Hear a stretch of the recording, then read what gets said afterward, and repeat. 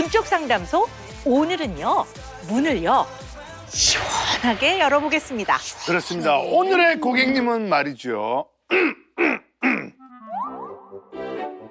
뱀이다! 뱀이다! 매미요? 로맨스 꿈에 좀 뱀이다! 진짜 뱀인지 매미인지. 네, 전 국민의 아침잠을 시원하게 날려버린 기상송의 주인공입니다. 벌써 다 나오죠? 네, 예. 뭐 그뿐만 아니고 서울, 대전, 대구, 부산 찍고.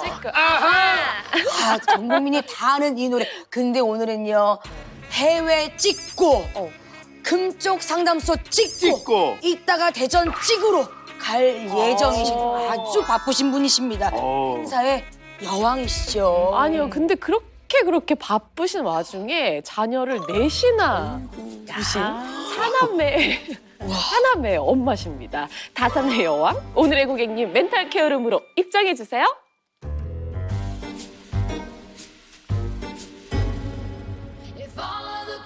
어우, 에너지. 아우, 어우, 야, 에너지. 아우, 정말. 역시.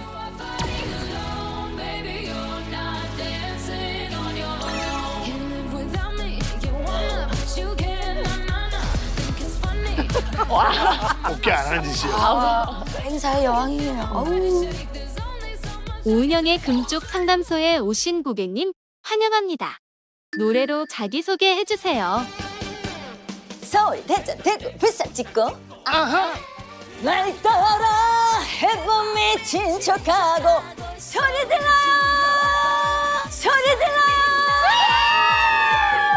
안녕하세요, 김희연입니다.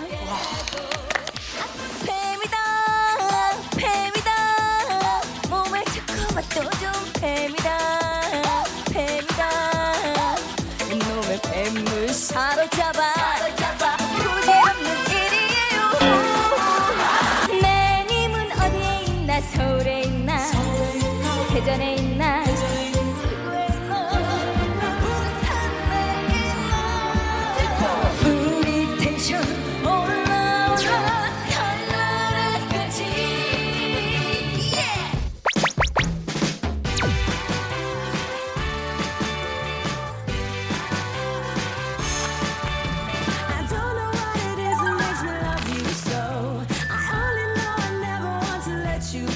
어서 오십시오. 네, 반갑습니다. 아유 반갑습니다. 아우 등장부터 에너지가. 네. 그래서 오늘 고객님을 위해서 특별히 준비한 웰컴 티는요. 뱀이다 몸에 조금 맛도줘 뱀딸기다 뱀딸기 풀차입니다. 뱀딸기 풀차요? 행사 여왕으로 전국 방방곡 어디든 이 누비는 이 고객님을 위해서 면역력 강화에 좋은 이 뱀딸기 풀차를 또 준비했어요. 한번 드셔보세요. 뱀이 들어갔나요? 아, 뱀은 안 들어 뱀딸기 풀이 들어갔습니다. 아니 근데 향기도 되게 네, 향기롭고요. 네, 좋습니다. 상당히 오늘 사실 아침에 도착을 했어요. 해외에서. 네, 베트남에서 아침에 도착을 해서 네. 1시간 연착을 돼서 사실 가슴 조마조마하면서 왔거든요. 저희가 다 기다립니다. 누가 오시는데 기다리죠. 아. 네. 차 한 잔에 스트레스가 확 날아가는 거예요. 네. 김혜연 고객님, 저희 행사의 여왕님답게 등장만으로도 저희 상담소 분위기를 후끈. 네, 되게 쑥스러웠어요. 무반주로 음악이 나올 줄 알았는데 반주가 없던데요.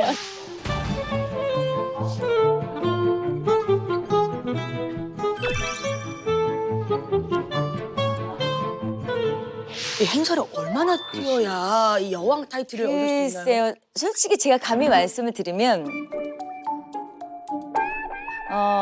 한 하루에 12개 정도.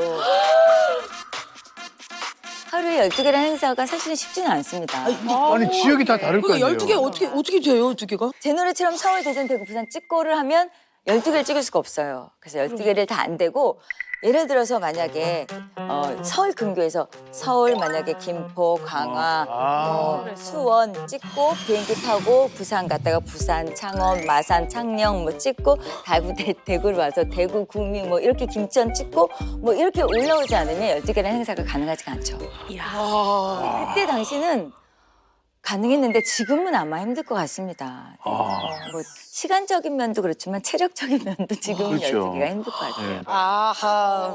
근데 이게 씹힐 건 짚고 가야 되지 않겠습니까? 아, 예. 예.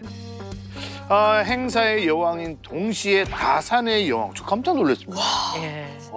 내 아이의 엄마라는 게 지금 정말 애국자세요. 예, 깜짝 놀랐습니다. 정말 네.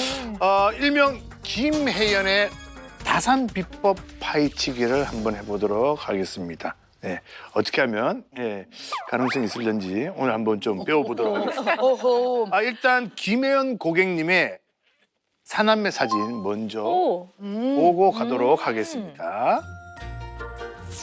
아. 어머, 이번에 얼마 전에 찍은 거예요. 저희 리마인드 웨딩 때 가족 사진 겸해서 같이 찍었어요. 하나미는. 부모님도 계신 거예요. 저희 시어머님이세요. 저희 시어머님이 20년 동안 저희 아이들 넷을 다 키워주셨습니다. 와. 아니 지금 뭐 첫째는 골프 선수. 네, 맞습니다. 첫째 몇 살이에요, 그러면? 22살이요. 우와. 둘째는 이번에 NIU 뉴욕대 새 시합을 했습니다. 어머나. 축하드립니다. 오. 야, 첫째, 넷째는 아직 셋째, 넷째는 농구를 하고 있습니다. 어머, 키가 크더라니. 네. 근데 이게 진짜 이게 실로 놀랍습니다. 잘 들어보세요. 우리 김영 고객님 이 첫째를 낳은 나이가 31살, 둘째가 33살, 오.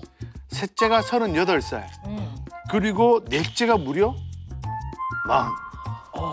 넘어섰었죠. 부록의 나이. 부록의 나이에요. 예. 대단하시다. 어떻게 이걸 우리 지금 4명, 내 친구 다 자연분만 하셨고. 네, 잘못만 했습니다. 아니 어떻게 이렇게 이 몸으로. 아마도 점점 첫째, 둘째 출산하면서 노하우가 각자 생긴 것 같습니다. 그래서 첫째 때는 8개월 때까지 일을 하고 이제 잠깐 중단을 했었는데 해보니까 8개월 때까지 아무 일 없이 건강하게 출산을 잘했거든요. 오히려 더 건강하게 출산을 더 할 수 있었던 것 같아요. 운동도 하면서 이렇게 무대에서 노래하면서 즐겁게. 기도받고. 네. 예. 그래서 둘째, 셋째는 거의 막달 때까지 움직였었고요. 넷째는 출산하고 나서 사실은 11일 만에 제가 주류원에서 주류원 어머나. 사인을 받아서 나와서 무대에 섰던 기억이 나요. 네.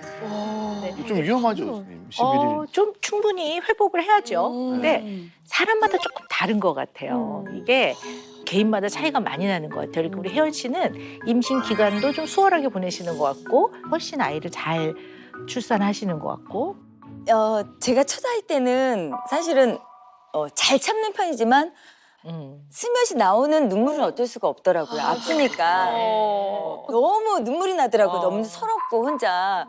그래서 첫째 때는 좀 외롭게 출산을 했는데 첫째, 둘째랑 셋째 차이가 한 6년 터울이거든요. 그러니까 그렇네. 딸 둘이었잖아요. 그러니까 엄마가 아프니까 양쪽에서 팔도 주물러주고 그다음에 넷째 출산할 때는 도영이까지 셋째까지 합류해서 제가 울다가도 웃을 수 있게 막 뱀이다 노래다 애들이. 서울 내전 떼고 부산 찍고 막 이렇게 노래 와. 웃고 있다가 다시 눈물 나면 애들이 닦아주고 노래해주고 정말 외롭지 않은 출산을 했던 것 같아요. 근데 굉장히 고생을 많이 하셨네. 네. 근데 제가 잠깐 재밌는 얘기를 하면 축가의 여왕이 됐어요. 왜요? 네. 그냥 노래를 하는 게 아니라 제가 다산의 길을 주고 그렇지. 예, 윤지 씨 몇 명이죠? 저도 2명. 저도 2명. 이거를 잡아야 되나. 일단 잡겠습니다. 네. 일단. 자세가 중요해. 내가 받을 자세가 안 됐으면 이게 안 갑니다. 그럼 일단 일단 받아봐. 간다. 여보 나 이거 받아도 되나?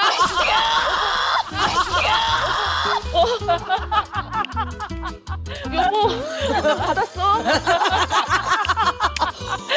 고객님 주니까 또 안 받을 수 그럼 귀한 거여가지고 일단 받아야 되는데. 그렇게 다산의 길을 달라고 네. 고백 오시더라고요. 야, 그럼 저도 한번 그럼. 손 한번 잡고. 그래 나만 잡으면 안 돼. 모르니까 제가. 그렇죠. 내 눈빛을 잘 보고 네. 약간 좀 뜨거운 것 같아. 간다 마셔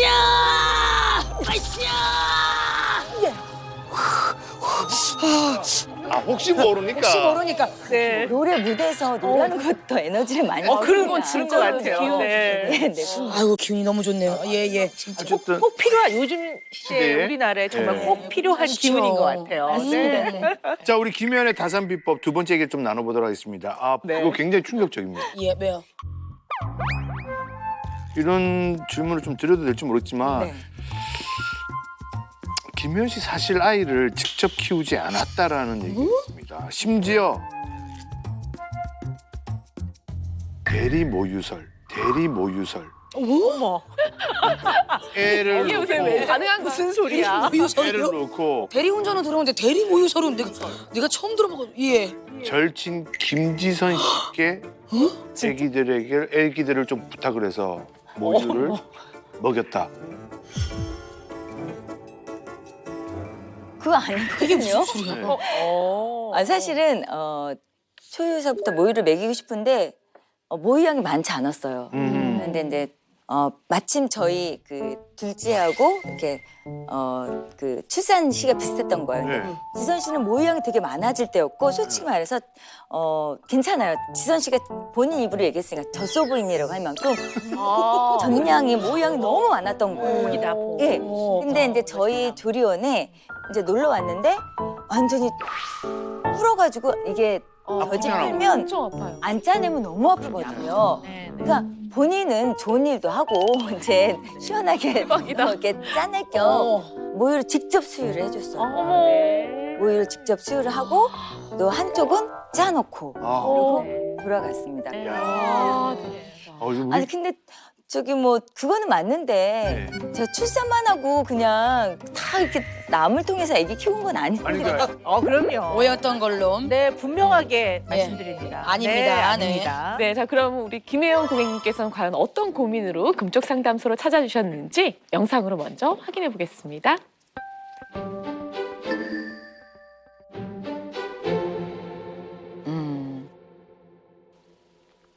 가공하다가 나도 모르게 터질 때가 있어요.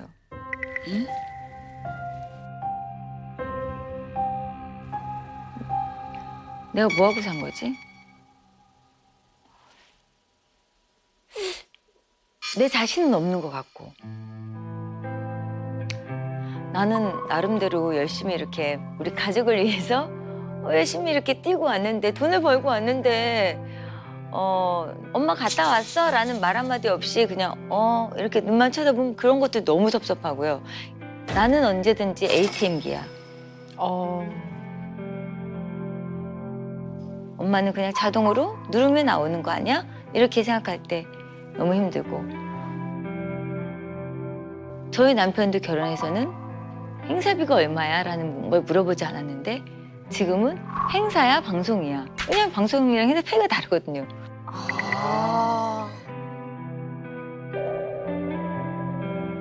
그러면 식구들 앞에서는 아니고 혼자서 울컥울컥 할 때 있고 혼자서 울 때도 있어요. 예. 결혼해서 지금까지 앞만 보고 30년이란 이상을 가수 생활을 하면서 사실 저만 좋자고 열심히 노력하고 노래하고 뭐 무대에 섰던 건 아니잖아요. 제 마음에서 내가 왜 이렇게 사는 거지?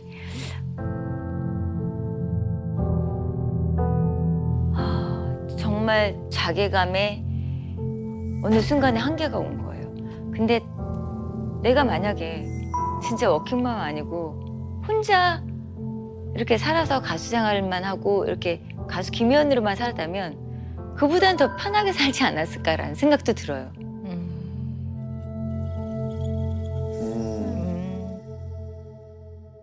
그 뭐 일을 안 하시는 엄마들도 이런 생각 정말 많이 공감하거든요. 근데 또 이제 일까지 하는 저의 입장으로서는 좀 가슴이 꽉 막히는 부분이 좀 생기는 것 같기도 해요. 너무 힘드셨을 것 같다 이런 생각이 드네요. 이게 지금 하나도 아니고 4명이 다 예체능을 하고 있고 그러면 이게 학비도 만만치 않을 것 같은데. 그냥 대략 잡아서 골프는 1년에 1억 이상인 것 같아요. 네.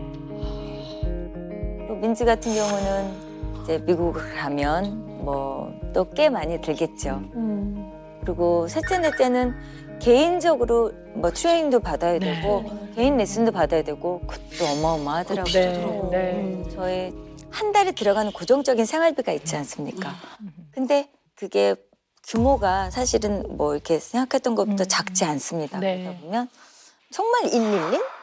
돈밖에 몰랐어요. 가족여행 갔다가도 행사가 들어오면 엄마 일하러 가야 돼? 그럼 저희 아이들이 저희 엄마는요 행사만 들어오면요 돈 벌러요 뺨이다 하고 가요. 이렇게 인터뷰를 방송에서 이렇게 할 정도로 그러니까 아이들은 이렇게 지난 거 항상 곱씹어서 얘기합니다. 네. 엄마 나 입학식 때 안 왔잖아. 뭐, 엄마 나 운동회 때 안 왔잖아. 근데 뭐 입학을 하거나 졸업할 때 제가 못 가면 정말 심지어는 저희 후배 이모들을 동원해서라도 보냈고 체육대회 제가 가서 못 뛸 때는 정말 달리기 잘하는 이모를 보내서 같이 엄마 근데 그게 아이들한테는 전혀 엄마의 노력을 이렇게 보이지가 않았던 거죠. 아이들 눈에는. 그냥 엄마가 없었던 걸로만 기억하는 거죠. 그렇죠. 근데 제가 이제 이 얘기를 들으면서 저도 이렇게 마음이 짠한 게 각자 본인의 위치에서 최선을 다하는 거거든요. 그러니까 혜연 씨는 자신과 가족을 위해서 열심히 일하시고 아이들 뭐 졸업식 이럴 때 못 가면 그 상황에서 최선을 다해서 뭐 아이들 이렇게 좀 기억에 남게 뭐 친한 이모도 동원하고 할 수 있는 거 최선을 다하셨어요. 그런데 최선을 다하는 거는 완벽한 거하고 이퀄은 아니에요. 최선을 다할 뿐이지. 우리 인생은 늘 최선을 다하고 사는 겁니다. 다만 혜연 씨가 느끼는 요즘에 이런 감정은 약간의 서운함인 것 같아요. 특히 가족들에 대한. 네, 서운함이 딱 생기는데요. 이 사람이 서운한 마음이 들 수 있거든요. 근데 대체적으로 사람의 이 내면 안에 마음 안에서 서운함이 딱 느껴질 때는 뭔가 내가 사랑을 기본 전제로 굉장히 희생을 했다는 생각이 쫙 깔려 있으니까 그런 마음 때문에 지금 이제 상대한테 대가를 원하는 게 아니라 약간 마음적으로는 기대하는 마음이 좀 있는 거죠. 그런 이제 기대하는 마음이 쫙 생기기 때문에 그 기대에 못 미칠 때는 약간 서운한 마음이 이제 마음 안에서 쫙 올라오는 거죠. 네.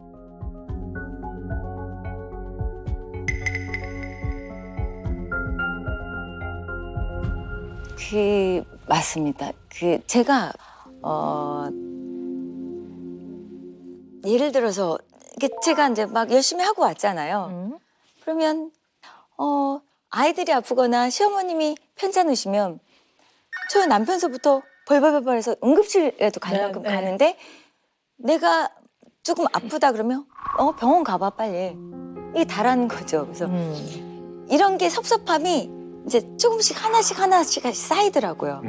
그리고 저희 아이들이 제가 바쁜 엄마다 보니까 엄마가 잘 때는 제 안방문을 잘 열지 않고 제가 집에서 있는 걸 아는데도 아이들이 들어와서 저한테 다녀왔어요 엄마 인사를 안 하는 거예요. 이런 것들이 되게 섭섭하더라고요 제가. 근데 아이 입장에서 들어보면 제가 이 얘기를 나중에 했더니 아니 엄마 쉬고 있을까 봐 엄마 깰까 봐 일부러 방문을 안 열어본 거야 이렇게 얘기를 하는데 저는 그런 것들이 나는 괜히 나만 왕따 당하는 것 같아.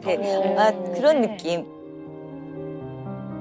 그럴 때 그러니까 평상시 아무 정말 불만 없거든요 선생님. 네. 근데 갑자기 혼자 있을 때 울컥고 할 때 있고요. 눈물이 괜히 막 나고 그래서 내가 왜 우울증 걸렸나 왜 그런 거지 막 그럴 때가 있어요. 기계가 아닌 걸 사람인데요. 물론 열심히 일하는 게 자발적으로 왜냐하면 가족을 사랑하니까 그리고 그렇게 해서 나도 행복하고 가족이 행복하니까 우리가 자처한다고요. 그걸 누가 시켜서 하는 게 아니란 말이에요. 그래서 막 행복하게 막 힘을 내서 하지만 집에 돌아왔을 때 이 가족들이 너무 나에 대해서 내 자리는 신경을 안 쓴다든가 그러면 이 섭섭함, 서운함이 선을 딱 넘으면서 속상하다가 이제 화가 나죠. 근데 여기까지 가면 상당히 이제 이걸 잘 살펴봐야 되거든요. 그래서 서운함이 화로 좀 바뀌는 거.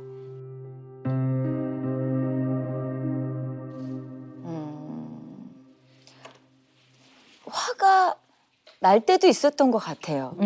그러니까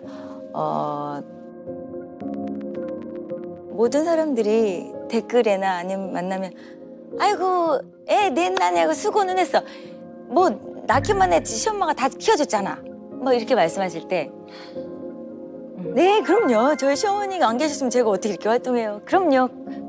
당연하죠. 이렇게 얘기하는데 그럼요 하면서 속은 되게 아파요. 당연히 시어머님 없었으면 제가 이 자리에 있지 않습니다. 그러나 정말 저는 지금까지 항상 아이들 먹는 장은 제가 봅니다.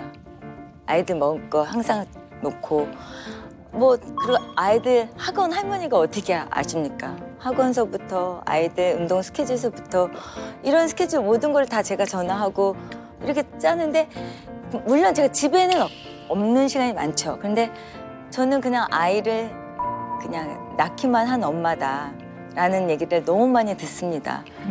저희 시어머님의 고마움 감사함이 이렇게 컸다가 그런 얘기를 들으면 무슨 엄마가 다 키워줘. 이렇게 솔직히 제 속마음으로 그런 얘기를 제 스스로가 못된 며느리가 되는 거예요. 그렇죠. 그래서 네. 아이를 그냥 낳기만 한 건 아니라는 아, 물론이죠. 그럼요. 그게 가족의 어떤 의논을 통해서 협동하는 게 가능했기 때문에 각자의 위치에서 최선을 다한 거지. 그거를 애를 무슨 내팽개치고 그렇게 한 것처럼 받아들이는 거는 다른 건 몰라도 엄마 입장에서는 굉장히 심장을 찌르는 것 같은 이게 굉장한 상처로 남으실 것 같아요. 저도 개인적으로는 뭐 저도 일하는 사람이니까 평생 일을 하고 사는데요. 저는 웬만한 거에는 좀 잘 제가 소화를 해요. 왜냐하면 제 직업 자체가 제가 평생 동안 해온 일이 사람을 이해하는 거기 때문에. 근데 저도 제가 제일 견디기 어려운 거는 엄마로서의 저를 건드릴 때. 근데 다 어떤 한 분이 지속적으로 악플을 써요. 근데 같은 내용을 여러 군데에 퍼다가 네. 올리는데 내용이 뭐냐면 예전에 제가 했던 무슨 무료 강연에 왔었는데 저분은 애를 직접 안 키웠다고 본인이 얘기하더라. 저 애 직접 키웠거든요. 물론 일하러 나갔을 때는 네. 저는 합가를 하고 살기 때문에 부모님의 도움도 받고 그렇게 키우는 거지.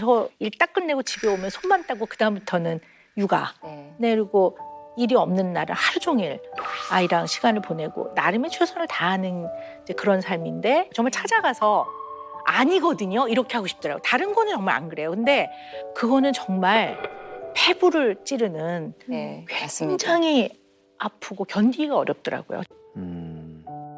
저도 워킹맘이지만 다른 일반 엄마들, 워킹맘 엄마들도 회사 일, 다른 일을 보고 집에 들어오면 씻고 쉬지 않습니다. 맞습니다. 아이들 먹거리 챙기고 청소해야 되죠. 또 집 그러니까 24시간 가동 중인 거예요. 근데 뭐 제가 했던 노력이 아이들한테 성에 차지 않았던 거죠. 지금은 그래도 제가 많이 좋아졌지만 한 5년 전쯤에는 사실은 무대를 못 올라갈 만큼 제가 심각하게 목 상태가 안 좋아졌었어요. 그러셨군요. 무대에서 제가 행사의 여왕이라는 타이틀을 갖고 무대 올라가면 그 에너지를 발산하던 김혜연이가 무대 그 음악 소리에 심장이 막 뛰기 시작하는 거예요. 심장이 막 뛰고 무대 올라가면 숨을 못 쉬어요. 그러니까 호흡을 해야지만 노래를 해야 되는데 호흡이 안 되니까 노래를 할 수가 없는 거예요. 뭐 목소리 컬러도 허스키 보이스가 되고 음정을 잡아야 되고 고음을 쳐야 되는데 이게 걸려서 안 올라가는 거예요. 이제 다시 오는 방법이 목표가 최고죠. 남자답게 시우런 욕구도 소리 한번 질러주세요. 너무 창피하고 너무 미안하고 네. 내 스스로 너무 무너지는 거죠. 근데 그거를 모르고 한 5년을 그냥 지나갔는데 길다. 안 되겠더라고요. 그래서 저희 남편한테 여보 나 노래 그만둬야 될 것 같아. 이런 상황을 이제 제가 얘기를 했죠. 울면서. 나 지금 사실 너무 힘들어. 그래서 처음으로 남편 손을 잡고 병원을 갔어요. 그냥 목을 많이 써서 목소리가 안 나오니까 이런 줄 알았는데 제가 공황장애를 앓고 있었더라고요. 그거 저는 이게 공황장애인지 몰랐던 건데 그래서 남편이랑 같이 가서 이제 상담을 받고 공황장애라는 진단을 받고 제가 심정으로 너무 힘들 때 그리고 집에 들어왔는데 아이들은 뭐 쳐다도 안 보고. 이렇게 그냥 한번 쳐다보고 이렇게 근데 그거에 너무 무너지는 거예요 제가. 그러니까 가족들은 나를 도대체 어떻게 생각하는 거지? 나는 정말 원더우먼이 아니고 천하장사가 아닌데 엄마는 늘 천하장사로만 생각하는 거죠. 그리고 엄마는 늘 뭐 우리한테 해준 건 뒷바라지. 근데 저는 그 말이 더 서운한 거예요.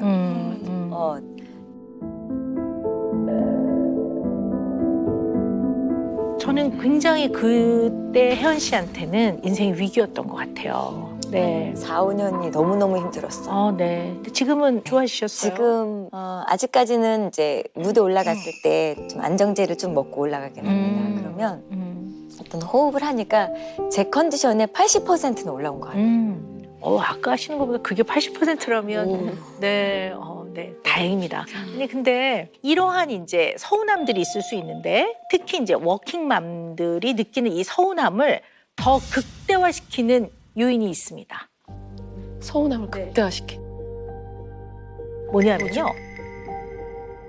이 워킹맘들이 겪는 모성 벌칙이라는 게 있어요. 모성 벌칙. 네. 처음 들어봐. 마더후드 페널티라는 건데요. 이 엄마들이요, 가정을 돌보면서 또 밖에 나가 직장에서 이제 일을 하는 경우에 이런 분들이 생각보다 현실적으로는요, 채용, 업무 할당, 업무를 해내는 거, 승진의 기회가 줄어든다고 해요. 그래서 이 모성 벌칙을 극복하기 위해서 사실은 굉장히 고군분투하는 면이 있거든요. 네.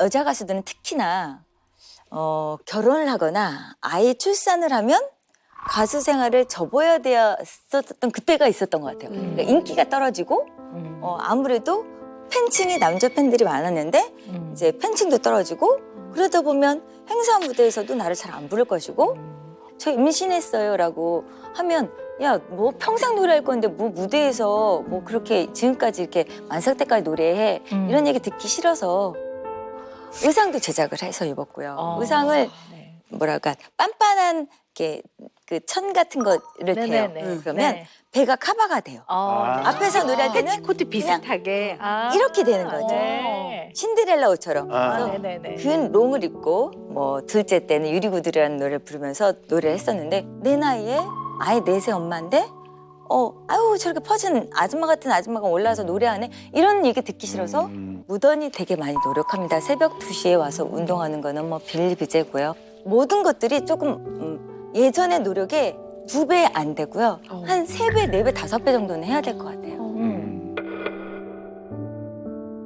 오늘 저 모성 벌칙이라는 이 말을 처음 선생님께 배웠는데 쭉 이제 선배님 옆에서 말씀하시는 것도 듣고 하다 보니까 문득 생각난 게 모성 벌칙을 엄마가 스스로 줄 수도 있는 건가?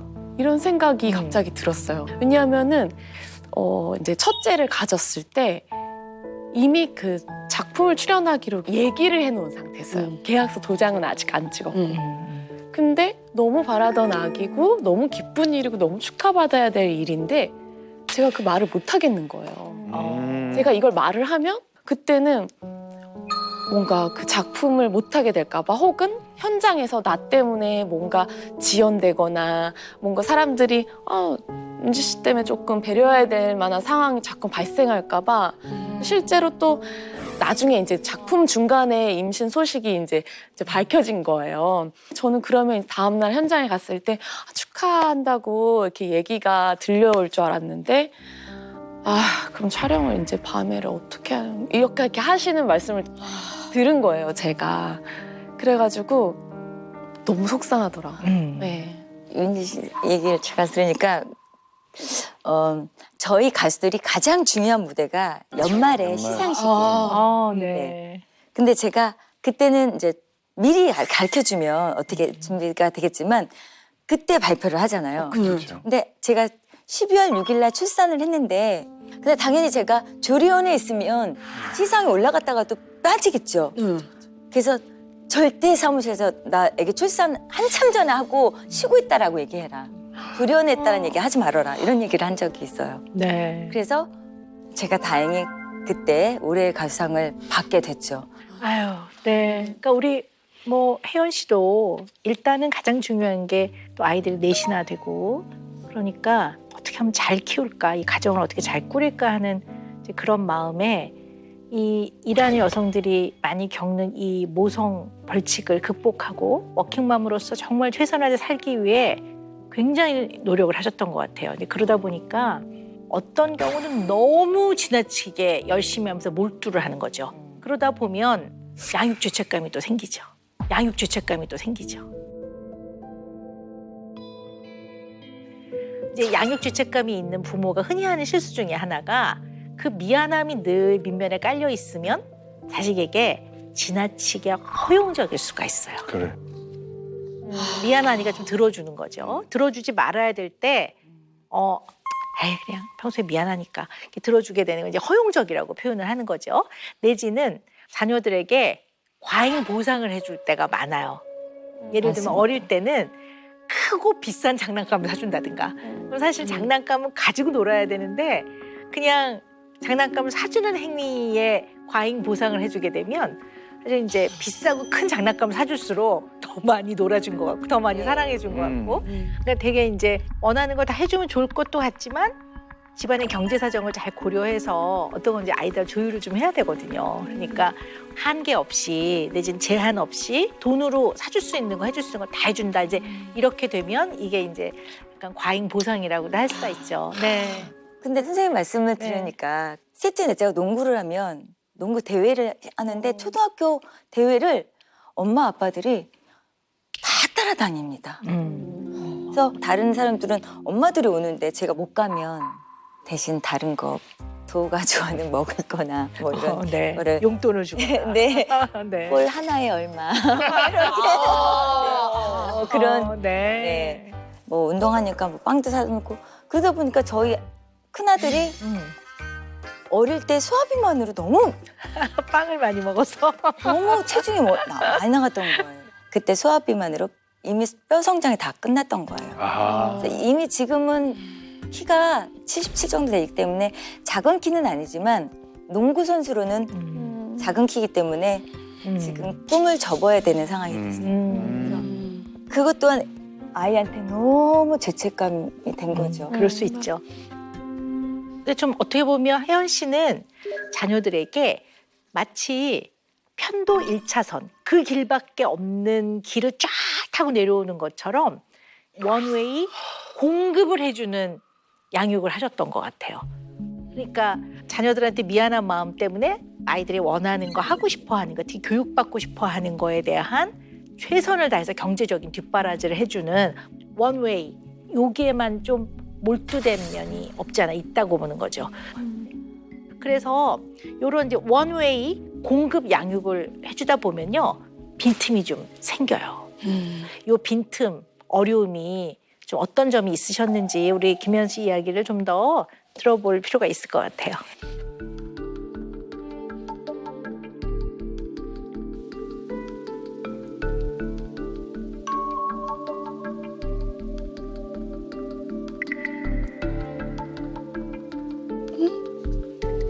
누구?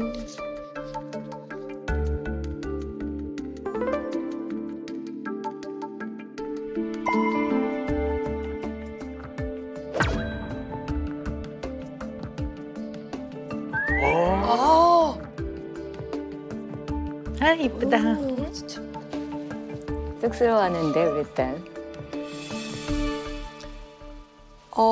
사실 제가 중학교 때까지만 해도 학원을 좀 늦게까지 다녔는데 제가 한 새벽 2, 3시에 들어와도 엄마는 안 계시고 제가 아침 학교 갈 때 엄마는 또 안 계시고 이런 느낌이었어요.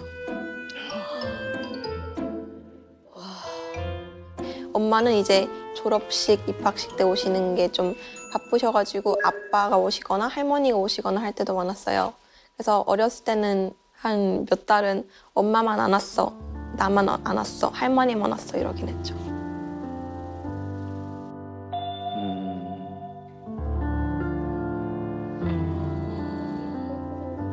근데 그때는 진짜 바쁘셨어요.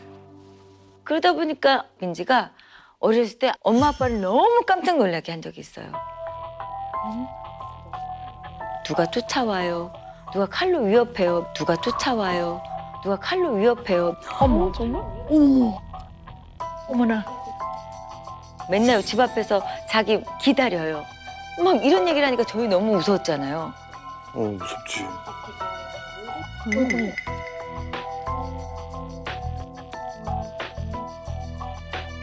CCTV며 모든 걸 다 관찰했는데 며칠간을 경찰분들이 이렇게 따라다녔는데 아무 일도 없더라는 거예요. 아이고. 그게 이제 심리 상담 선생님께서 그 왜 그랬니? 그랬더니 나중에 관심을 받고 싶어.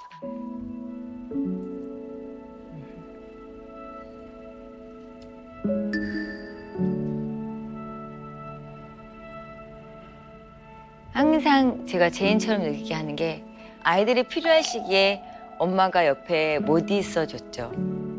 그게 항상 미안하고 항상 죄인 같고 그래서 아이들이 1명, 2명, 3명, 4명 이제 특징세가 좀씩 있었어요. 아.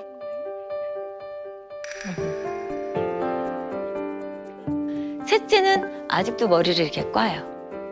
막내도 지금 약간 좀 불안하고 하면 눈을 깜빡거리는 특징이 있어요.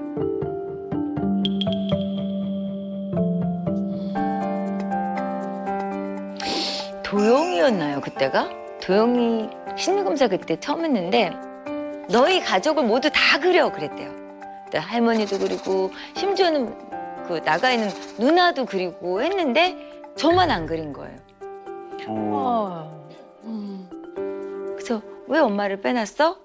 그랬더니 엄마는 항상 집에 없다고. 엄마는 너무 바빠서 집에 있을 시간이 없다고 이렇게 얘기를 했대요.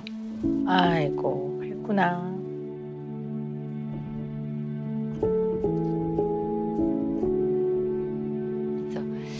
그거 얘기 들으면서도 되게 좀 느끼는 게 되게 많았죠. 물론 할머님이 옆에 계시고 아빠가 있지만 저의 부족함이 아닐까라는 생각이 들어요. 맞습니다. 아유, 속상하셨겠다. 네. 그냥 엄마는 엄마의 그 위치에서 최선을 다한 건데, 그죠? 둘째는 네. 그때는 이제 언니한테만 언니가 좀 예민하고 뭐 그러다 보니까 모든 초점이 다 이제 큰애한테 가 있었던 거죠. 근데 똑같이 사랑을 해주고 있었지만 민지 입장에서는 엄마는 언니만 좋아해. 모든 언니가 운동하니까 언니만 뭐 곰국을 주고 왜냐면 곰국은 살을 찌기 때문에 둘째한테는 안 준 거였거든요. 근데 언니만 모든 걸 챙겨줘. 그래서 그때 당시 이렇게 또 관심 받으려고 민지가 또 그런 머리가 좋은 아이여서 그런지 그런 영화를 만들었더라고요. 네. 그때도 사실 너무너무 속상했고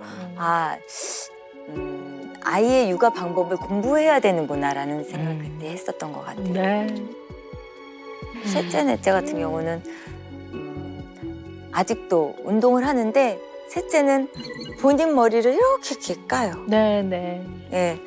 근데 그것도 특징세가 아닐까라는 생각이 네, 들어요. 뭐 사실 이제 틱의 원인은 꼭 엄마가 부재해서 틱이 생기는 건 아닙니다. 뭐 틱의 원인은 굉장히 다양하고 뭐 아이가 또 기질적으로 좀 그런 아이들도 있고 여러 가지 이유가 있지만 약간 이제 감각 추구를 하는 거기 때문에 이제 이 감각 추구는 마음을 좀 이렇게 안정시키는 기능을 하거든요. 다만 분명한 거는 아이들의 내면 안에는 뭔가 좀 불안감이 좀 네. 있었나 그 이유를 좀 살펴볼 필요는 있지요. 네. 근데 왜 자녀가 넷인데요.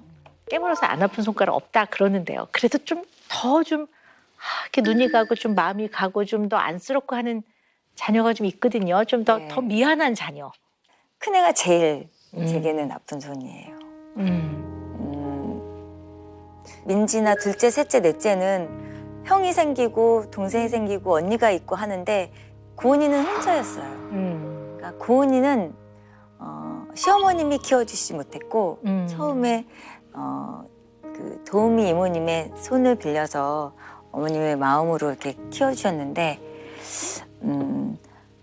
혼자 놔두고 아플 때 나올 때 또 어디 다치거나 그랬는데 또 혼자 두고 나올 때 정말 너무 힘들었죠. 마음이 근데 찢어지죠. 그 아이가 이제 벌써 22살 성인이 됐어요. 이제 저 두 딸과 부산 여행을 셋이 가서 너무 좋다. 저희 큰 딸이 조금 운동선수인데 초등학교 6학년 때부터 밖에 생활을 하다 보니까 항상 집에 오면 손님이 온 것 같고 자기가 무슨 남의 집에 놀러 온 것 같고 그런 느낌이었대요. 그래서 엄마랑 여행을 가면서도 나 어떻게 한 방에서 엄마랑 같이 자지 이런 생각을 했을 정도로 큰 딸이 그런 생각을 했대요. 이제 그때 처음으로 엄마한테 나 6학년 때부터 밖에 나가서 엄마 아빠 나 쫓아다니면서 케어 못 해줬고 밖에서 혼자 생활했잖아. 막 이러면서 나 집에 오는 거 불편해. 근데 그런 얘기 들을 때 제가 막 무너지더라고요.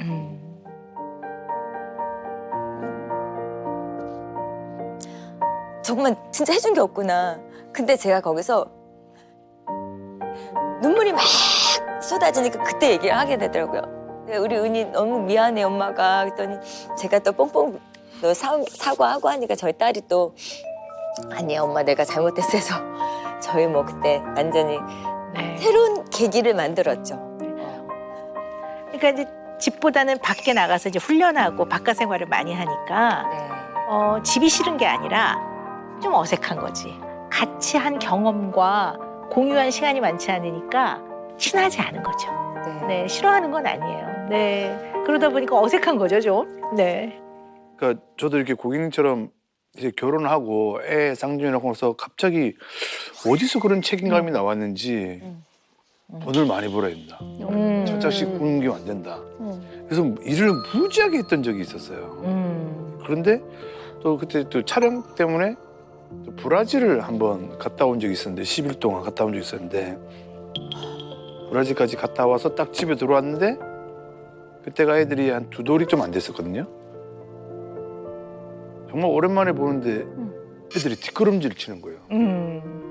모르는 사람. 낯선 사람이 들어왔다고 생각하고. 애들이 너무 어릴 땐 그럴 수 있어요. 네. 네. 와 근데 그때 되게 제가 지금 이게 뭐지 이게 맞나? 라고 했는데 또 집만 놓고 나가 또 일해야 되는 거예요. 예.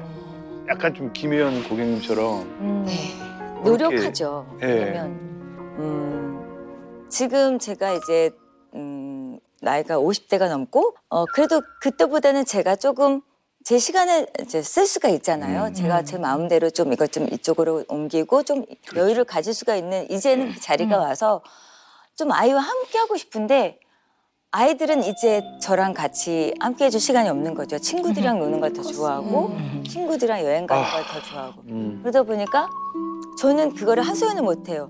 엄마 우리 바쁠 때 엄마도 없었잖아. 근데 내가 있어달라고 하기가 미안해서 말을 못 하는 거죠. 근데 아이들이 와서 의논을 잘 해요, 혜연 씨한테?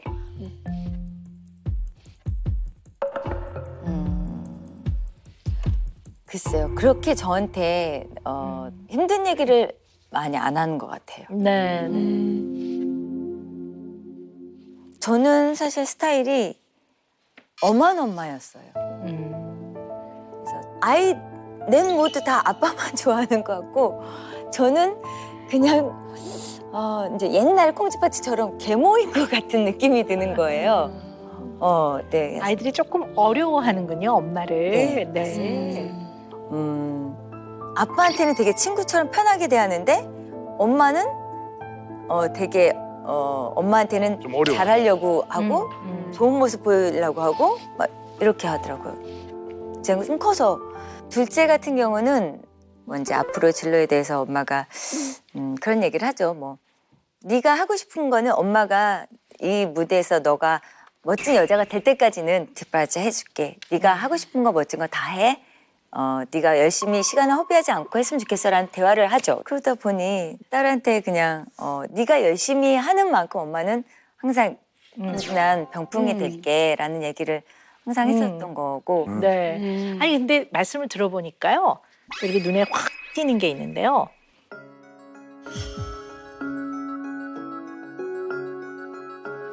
이게 멋진 여성이 되도록 엄마가 할 수 있는 거, 네가 하고 싶어 하는 건 다 뒷바라지 해줄게. 그 대신 네가 열심히 하는 한도는 저기서. 그렇죠. 근데 이게요. 매우 성취지향적인 부모예요. 근데 저를 위해서가 아니라 너의 인생을 위해서. 근데 그래도 그게 성취지향적인 거예요. 나의 성취는 아니지만 뭔가 열심히 해서 그 열심히 하는 과정에서 내가 뒷바라지를 해줄 테니까 성취를 해. 약간 이런 거거든요. 그리고 그 문장 완성 검사 하신 거 있거든요. 뭐라고 돼 있냐면요. 내가 정말 행복해질 수 있으려면 그랬더니 뒤에 무대가 필요하다. 내가 다시 젊어진다면 똑같이 열심히 살 것이다. 그리고 이제 왜 그 MMPI 검사 결과를 봤는데요. 어떤 게 눈에 띄냐면 성취감을 얻기 위해 끈기 있게 나는 노력해왔다. 아, 우리 혜원 씨는 좀 성취지향적인 특성이 있고 정말 최선을 다해서 열심히 사시는 분이구나. 좋은데 우리 혜원 씨는 자녀가 이룬 성취가 좀 중요할 수 있어요. 자녀가 이룬 성취가 좀 중요할 수 있어요. 자녀를 소개할 때요. 어떻게 표현하셨냐면 골프 선수 첫째, 뉴욕대 진학 둘째. 이렇게 주로 자녀의 어떤 타이틀이라든가 이룬 어떤 성취의 결과로 주로 설명을 하시거든요. 첫째는 골프 선수. 네, 맞습니다. 둘째는 이번에 NIU 뉴욕대 수시 합격을 했습니다. 어머나. 네. 축하드립니다. 셋째, 넷째는 농구를 하고 있습니다. 완전 키가 크더라니. 네. 이거는 뭘 잘하고 못하고 문제가 아니에요. 그런 특징이 있으시다는 건데요. 어떤 부모는 뭐라고 얘기하냐면요. 마음이 따뜻한 둘째, 뭐 굉장히 배려심이 많은, 눈물이 많은 누구 이렇게 표현하는 사람들도 있어요. 근데 우리 혜원 씨는 자녀가 이룬 결과와 그 결과로 인한 타이틀이 있잖아요. 그런 게 되게 중요한 분이신 것 같아요. 그래서 성취지향적인 부모들은 대체로 어떠냐면 이 아이를 내가 최선을 다해서 뒷바라지를 해서 좀 더 유능한 사람으로, 좀 더 나은 레벨에 흔히 말하면 좋은 대학도 나와서 그다음에 이제 원하는 회사에도 들어가고 원하는 일을 하고 그러면 이제 연봉도 많이 받고 돈도 많이 벌면 이 아이는 성공한 거고 행복한 거야. 이런 식의 마음이 많아요. 멋진 여자가 될 때까지는 뒷바라지 해줄게. 네가 다녀서 멋진 여자로 성장하길 바래. 그 엄마는 항상 난 병풍이 될게라는 얘기를. 그래서 이 아이들이 원하는 어떠한 결과, 타이틀 이런 걸 이루게 하기 위해 경제적 뒷바라지에 굉장히 몰두하게 되는 거죠. 그래서 정말 너무 열심히 사셨지만 자녀가 이룬 결과와 타이틀에 너무 좀 집착을. 중요하게 생각하면 이 애들이 부담을 느낄 수 있거든요. 근데 대다수 열심히. 부모가 그런 것 같아요. 근데 제가 스스로가 저는 뭐든지 진짜 열심히 하거든요. 제 생활을 모든 걸 하나 시작하면 끝장을 볼 때까지 운동을 시작해도 노는 것도 저는 되게 열심히 하거든요. 네네. 그러다 보니까 또 5년 중에 제가 아이들에게 부담을 주지는 않았나라는 생각이 그게 듭니다. 뭐 애들한테 이렇게 대놓고 뭘 요구하지 않아도 애들 보면 알아요. 자기 부모가 정말 열심히 사는 거를. 네, 맞아요. 근데 자기도 알아요. 그렇게 살아야 된다고 생각을 하는데요. 네. 어떨 때는 그래서 부모가 마음에 비빌 언덕이 안 될 때가 있어요.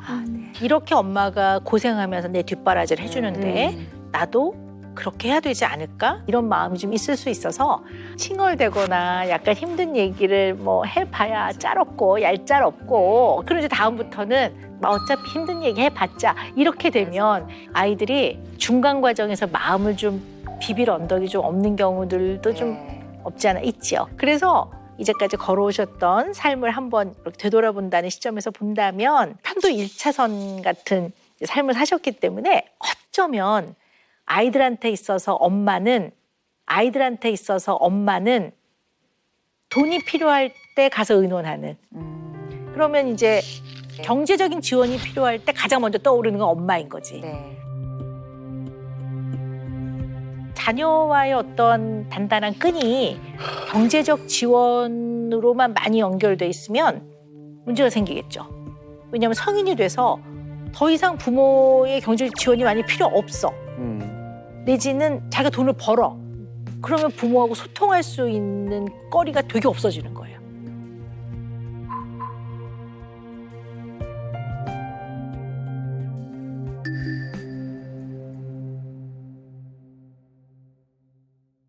둘째는 저희 넷 중에서 사실은 공개적으로 둘째가 제일 착합니다. 작은 딸하고는 이제 생각의 교류도 맞고 코드도 좀 잘 맞고 또 작은 딸이 워낙 또 잘 맞춰주기 때문에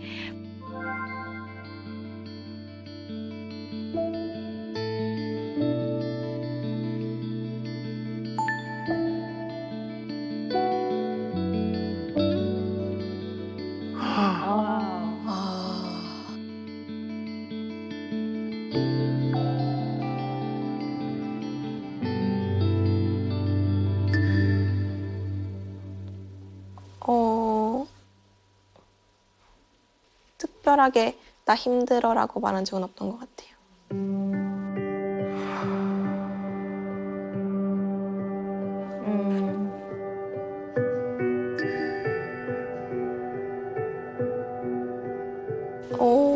그런데 그냥 굳이 걱정 끼치고 싶지 않았고 이게 제가 좀 이제 커가니까 그냥 굳이 내색은 하지 않았고 그냥 혼자서 울고 떨쳐내고 했던 것 같아요. 그냥 사실 유학하면서는 모든 거를 제가 혼자 했기 때문에 제 대학 알아볼 때도 힘들었고 이제 그냥 사실 모든 과정이 힘들었어요. 에세이 쓸 때도 힘들었고 아팠을 때도 사실 엄마 아빠한테 굳이 말을 하진 않았던 것 같아요. 그냥 왜냐면 원래 떨어져 있고 아셔도 해주실 수 있는 건 없으니까 걱정 끼친다고 생각하니까.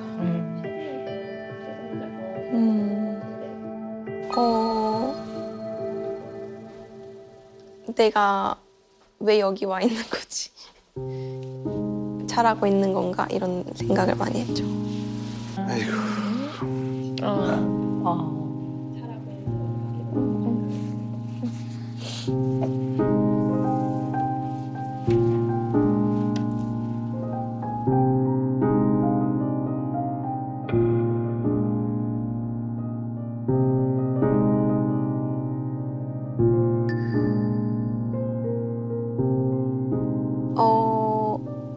엄마랑 술 마셔보고 싶다는 생각을 한 적 있어요.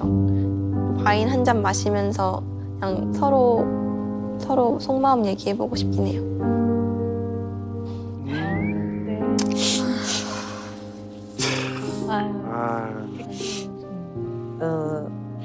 제가 표현으로 사실 말 한마디라도 해줘야 되는데 진짜 혼자 힘들었지라는 말을 못 해줬어요. 그냥 어머니 미국 갈 때도 되게 씩씩한 척하면서 민지야 우리 저기 좀 있으면 보잖아. 그러면서 되게 씩씩하게 보내고 마음이 되게 아팠거든요. 그러니까 입시 준비할 때 너무 힘들었지 민지야 이런 말을 따뜻한 말을 해줬어야 되는데 제가 이런 걸 잘 못해요. 알고는 있는데 내 민지가 이렇게 얘기를 하니까 엄마 알고 있었어라는 얘기를 해주고 싶네요. 네. 미안하다는 말도 하고 싶고. 진짜 왜 본인도 말씀하셨다시피 그걸 왜 못했을까? 이렇게 너 힘들지 엄마한테 얘기해. 그 얘기가 왜 이렇게 좀 쉽게 잘 안 나왔을까요? 제가 조금만 감성을 건드리면 민지는 폭발해서 울어요. 그래서 제가 만약에 민지가 아픈 거를 병원 가, 피부과에서 피부과 꼭 가, 내일 꼭 가야 돼? 이렇게 얘기하지. 어떻게 우리 민지야, 어떻게 막 제가 이러면 진짜 펑펑 웁니다. 그래서 제가 민지 성격을 아니까 일부러 걱정되지만 그런 표현을 일부러 씩씩하게 안 했어요. 근데 혜연 씨 가까운 사람한테는 힘들 때는 힘들다고 하고 또 아플 때는 아프다고 하는 게 맞거든요. 그리고 이걸 표현했을 때 나 힘들어 이러면 아마 본인이 스스로가 무너질까 봐 두려우신 것 같아요. 근데 오히려 이제 그러한 어떤 솔직한 마음을 표현하는 걸 통해서 오히려 힘을 얻고 위로를 받기 때문에 우는 걸 억지로 참거나 애써 씩씩한 척하는 게 별로 도움이 안 돼요. 왜 그 혜연 씨는 그렇게 하잖아요. 아이가 아프다고 하면 자 일단 병원에 빨리 가. 왜냐면 문제 해결 위주로 처리를 하시니까. 그리고 나서 마음이 너무 속상하고 아프시잖아요. 얼마나 아팠을까. 근데 이 순서를 한번 바꿔보세요. 그럼 순서를 바꾼다는 건 어떤 거냐면 아유 혼자 집 떠나 있는데 아프니까 얼마나 힘들었어. 몸도 아프고 마음도 아팠네. 얼른 병원 가.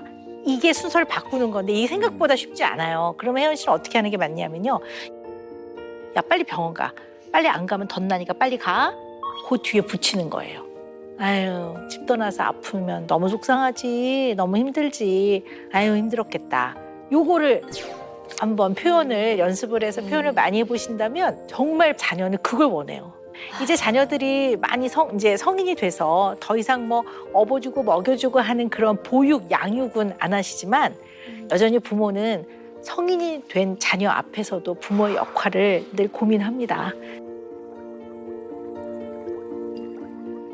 그래서 부모의 역할이요, 다면적이어야 돼요.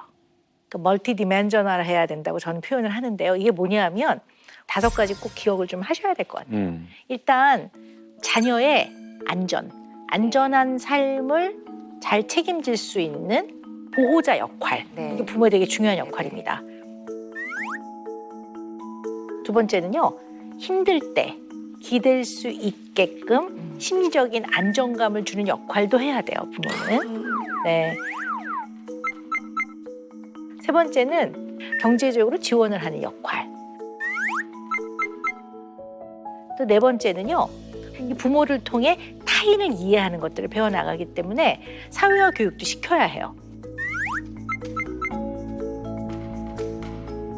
5번째는 자녀의 잠재 능력을 잘 발견도 하고 키워도 주는 선생님은 아니지만 교육을 해주는 교육자 역할.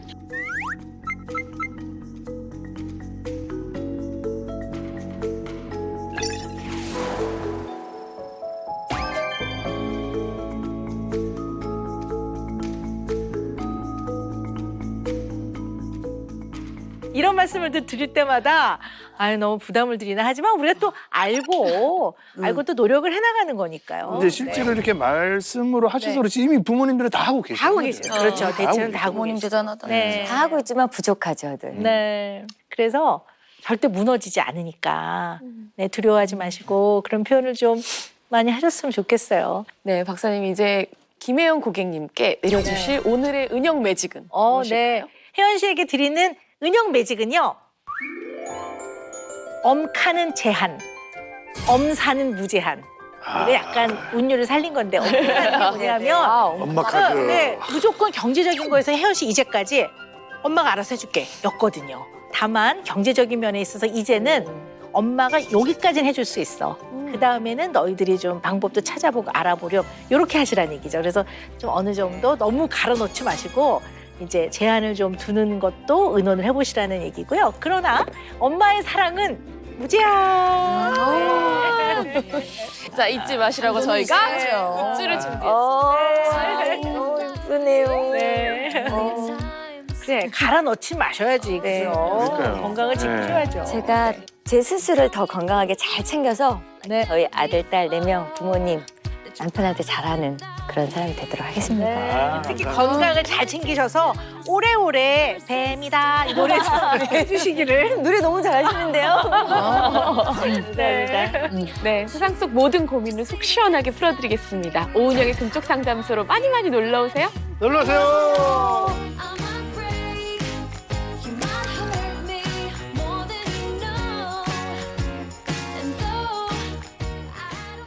세계를 제패한 테니스의 신 리빙 레전드.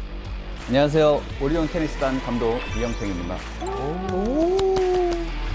송은이가 같이 있으면 이제 뭔가 불안불안한 것들이 있어요. 약간은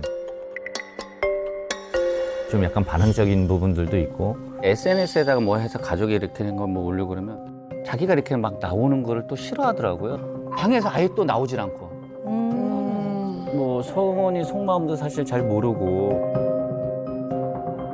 송은 양의 이야기를 저는 꼭 들어봐야겠습니다.